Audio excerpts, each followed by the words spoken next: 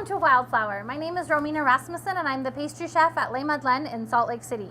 And today we're going to be making a recipe with feta and phyllo and a couple other things thrown in just for fun. So we're actually going to make a spanacopita. So I've sauteed some spinach and onions. I'm going to put that in my bowl. And over here I have a whole bunch of dill and parsley, and I have lots of feta. So we're going to mix all that together. And I'm going to crack an egg in there as well. That's going to help bind it together as our filling. And then I'm going to add just maybe like a teaspoon or so of the drippings from the spinach. I let it drain out and I pressed it to get as much of the water as possible so that it wouldn't interfere with the baking process. Because if we get too much steam in there, they can crack and explode, and we don't want that. So, if you've never worked with phyllo before, it's a little tricky, but once you get a few tips under your belt, you'll be great. So what I've done here is I have 2 sheets of phyllo that have already been buttered and put together. And I've got some butter melting here on the stove, so it's nice and warm. And what I always do with my phyllo, because it comes in sheets that are very delicate and they dry out very quickly, I keep it on a sheet of plastic wrap. I have a couple of sort of damp paper towels. I don't want to put the paper towels directly on it because it'll make it soft and soggy. And so that keeps it kind of humid enough that it doesn't dry out, but and then they're not too wet. So I'm going to put some butter here on my second layer.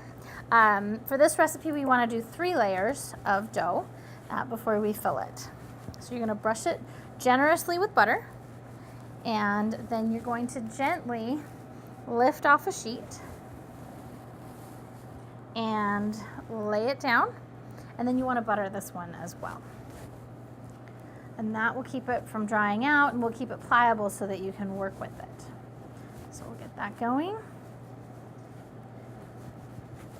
And what I've done is I've cut another piece that I already have ready I cut it in half lengthwise, and then I cut it into 2.5-inch strips. And a lot of times the edges get a little uneven or cracked a little bit, so it's great to just cut that little bit off. And then what I'm going to do is I'm going to take a little tiny bit of filling, and I'm going to put it in the corner of each one. Maybe got a little too much there, and you can use a spoon or your fingers, whatever works for you.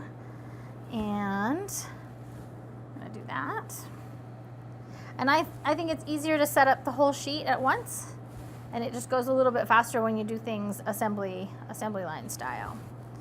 It works for cars, it definitely works for food. So then what you're going to do, it's kind of like rolling up a flag. You're going to start in the corner, maybe. You're going to fold it over into a triangle. Then you're going to fold it up into a triangle. And don't worry that it's still open because it'll get closed right at the very end. And you're going to fold it until it's sealed shut. And then you're going to brush it with butter before we bake it.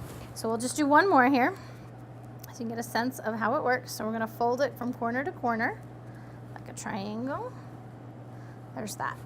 And what I like to do if I'm making a lot of these and I have different flavors, on the outside I'll brush it with butter and I'll put a little herb on it. So on the ones that we've got finished and baked here, I put a little leaf of parsley so that the ones with parsley are one flavor. I could put dill on another flavor, and those and that would identify them as being different. And that is how you make something fun with phyllo and feta.